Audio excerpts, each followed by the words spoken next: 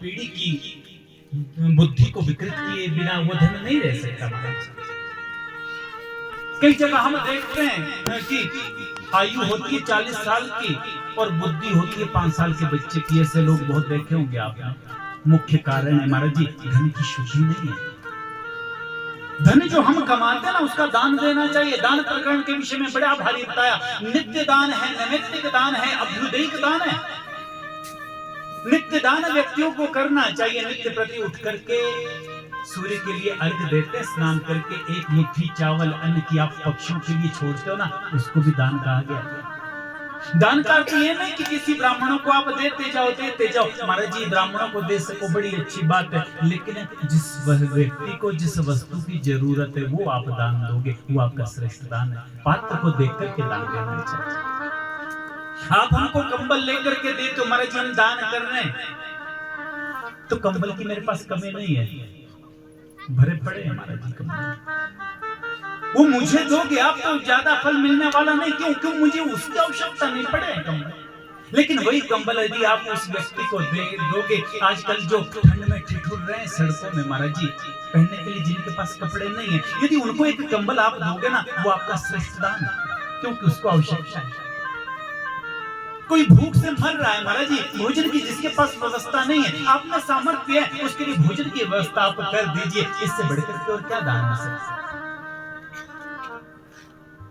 नित्य दान, नित्य का मतलब है नित्य प्रति दान करना चाहिए। एक भी दिन आपका ऐसा नहीं जाना चाहिए जिस दिन आपने दान नहीं किया।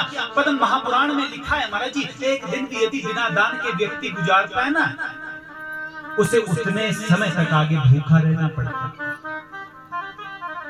ज्यादा नहीं, एक मुट्ठी अन्न की छोड़ दो, चिंटियों के लिए छोड़ दो, पक्षियों के लिए छोड़ दो, कल्याण का मार्ग प्रशस्त होता है।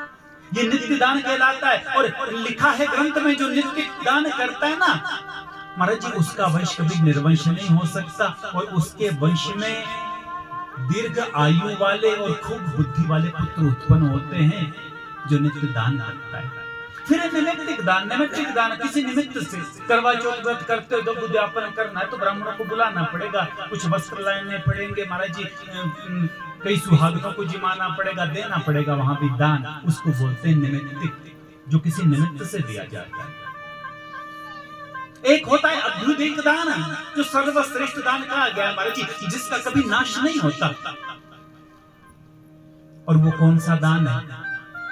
कहीं गौशाला बन रही हो ना, वहां पर यदि आपका 1 रुपया भी जा रहा है, 1 ईंट भी आपके नाम की जा रही है, कहीं मंदिर का निर्माण किया जा रहा है, वहां 1 ईंट भी आप दे रहे हो, कहीं गाय को पीने के लिए जल की व्यवस्था की जा रही हो, वहां पर जो आपका अंश लगता है, और कोई ऐसे यज्ञ हो रहे हैं जो विश्व कल्याण के लिए किए जा रहे हो, वहां पर जो धन आपका लगता है उसको बोलते हैं अभ्युदयिक दान। उस दान का कभी भी नाश नहीं होता। एक जन्म की बात छोड़ो, अनंत अनंत जन्मों पर उस दान का फल हमको मिलता रहता है।